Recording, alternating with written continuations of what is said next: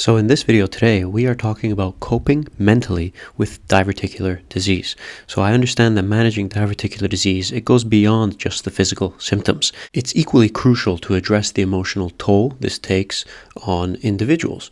So in this video, I want to talk about coping mentally with diverticular disease and coping with a chronic illness as a whole. So this is a very important topic that we're going to get into now. If you're new here, I'm a family medicine doctor, and on this channel, we talk about lifestyle and medicine. So if that stuff interests you, then drop a like and subscribe to the channel. Let's get started with the video. So imagine your body is a ship and you're navigating the vast sea of life, just like these ducks are. Now, diverticular disease does something that's a little bit unexpected. So it introduces waves, essentially. So it disrupts the smooth sailing that you once enjoyed. And then it's natural to feel overwhelmed and anxious and a range of emotions about this. But we can learn to steer through the turbulent waters, and you can cultivate then the resilience and the emotional well-being amidst the bad weather, let's call it.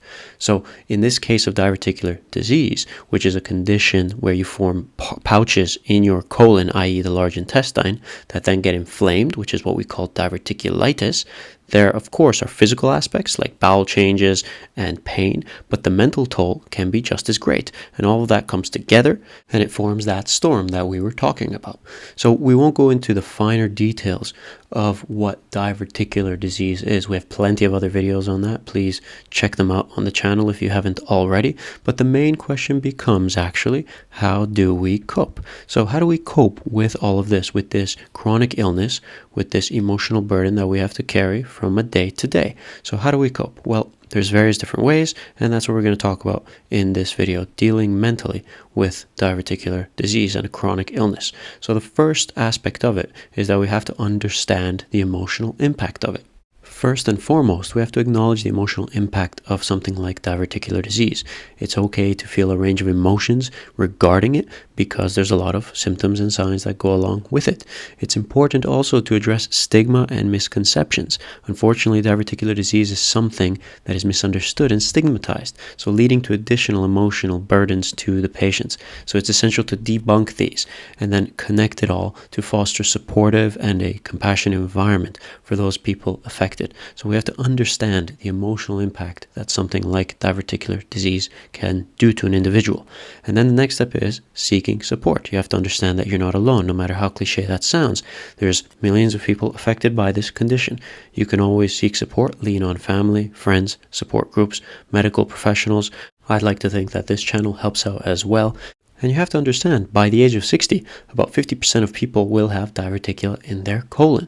So there's plenty of support, there's plenty of resources out there. Even in the modern age of social media and technology, you just have to know where to actually look. Then that leads into educating yourself. So knowledge is a powerful tool. Take the time to educate yourself about diverticular disease, its causes, symptoms, treatment options, and so on. Again, feel free to use the resources on this channel. Feel free to check out the other videos, but education is very, very important because it's not just a disease that you have. You get some symptoms, you try and treat it, and that's the end of the story. The more knowledge you have, the better things are. And that's why when we're talking about educating ourselves, we also have to consider the fact that this isn't something you can just talk about for 5 minutes. That's why we make so many videos on the topic. It's because it's a wide-ranging topic covering various aspects of just one disease. So speak to people, look at online resources, educate yourself regarding the topic so you can arm yourself with the knowledge to move forward.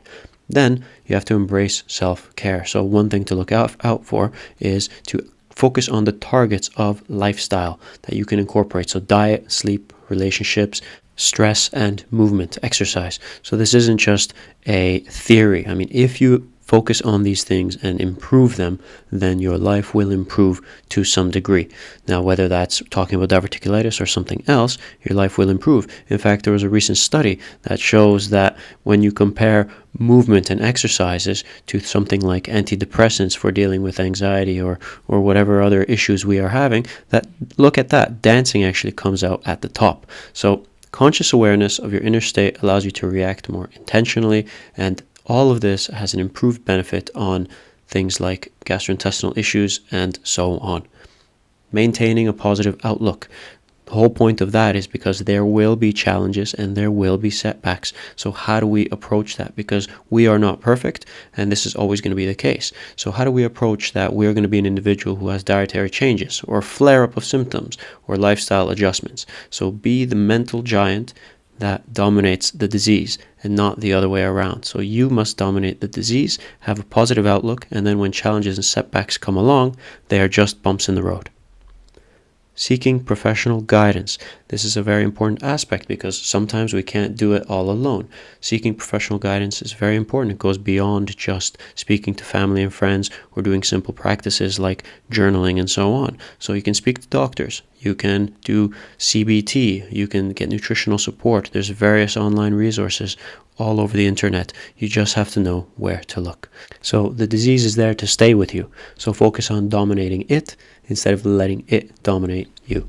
Thanks for watching. That's it for this video. Like and subscribe, comment in the section below, and we'll see you in the next video.